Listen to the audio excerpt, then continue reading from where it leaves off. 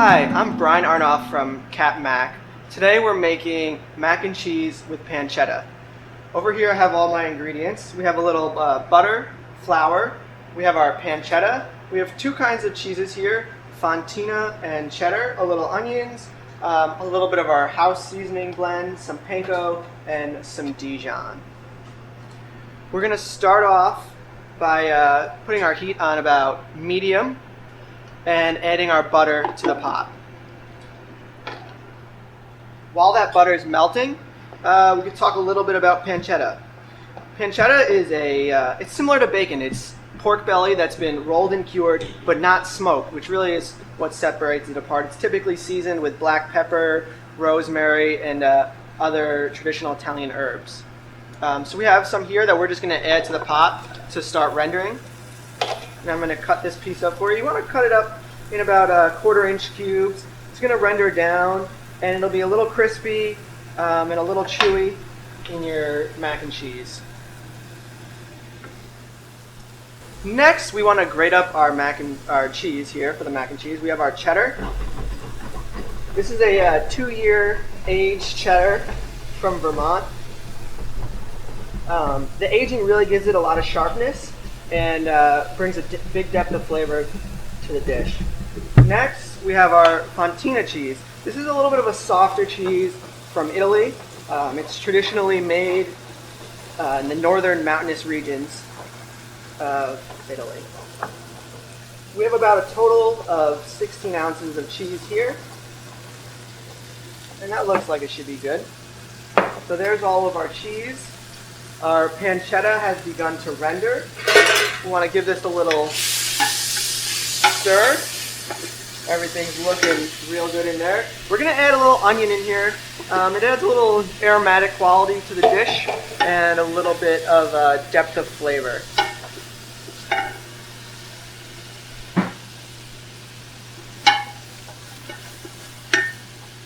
Crank your heat all the way up to high here. Really get these onions and pancetta going. In the meantime, I'm going to crack 1 egg. We're going to use this as a binder for our mac and cheese. It's really going to help when we bake it in the oven. You want to just give that a little whisk and set that aside. Next, we're going to add a little bit of what I like to call our house seasoning here at CapMac. This is sort of our secret blend of seasonings. It has a little bit of fennel, coriander, chili flake. It adds a great depth of flavor to any dish with a little bit of pork or chicken in it. It's really lovely. Finally, we're going to add our flour to the pot. This is going to form our roux, which is going to thicken our sauce. I'm going to change to a whisk, really get that flour incorporated with the butter and your onions and your pancetta. While that's cooking, we can add a little Dijon mustard to the pot. The Dijon really adds a little brightness, a little tartness to the dish, and something in the background that will set this mac and cheese apart from other mac and cheeses. Finally, to create our sauce, we're going to add 3 cups of scalded milk. We want to add this slowly to the pot to ensure we don't end up with lumps.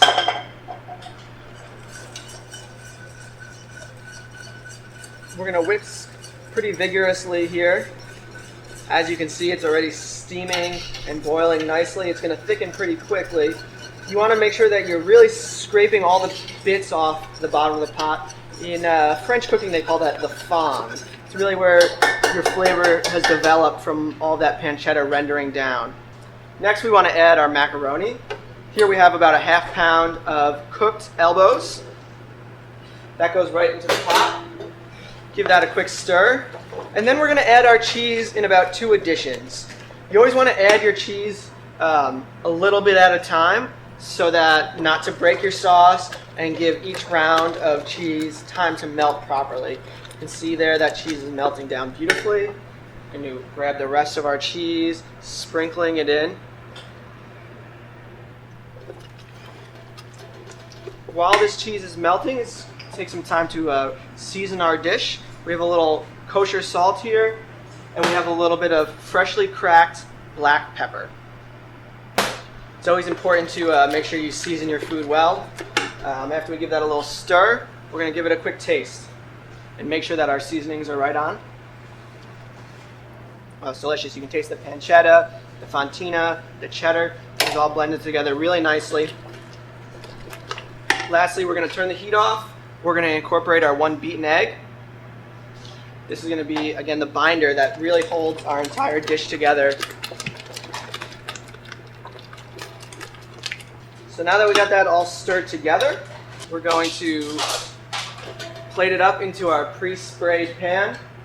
All you're going to do is spoon your mac and cheese into the pan. You can see how creamy this mac and cheese is. It's the fontina cheese that really melts down beautifully and adds that beautiful creamy texture. So here it is with your pancetta.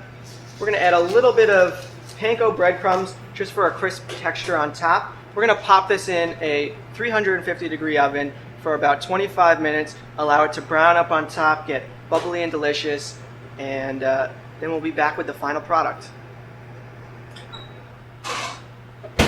So it's been about 25 minutes. We're going to dig into our oven here and grab out our mac and cheese. As you can see, it's browned up beautifully. The panko is really crisped up, and our pancetta and fontina mac and cheese has come out beautifully. Thank you for watching. I'm Brian Arnoff with CapMac.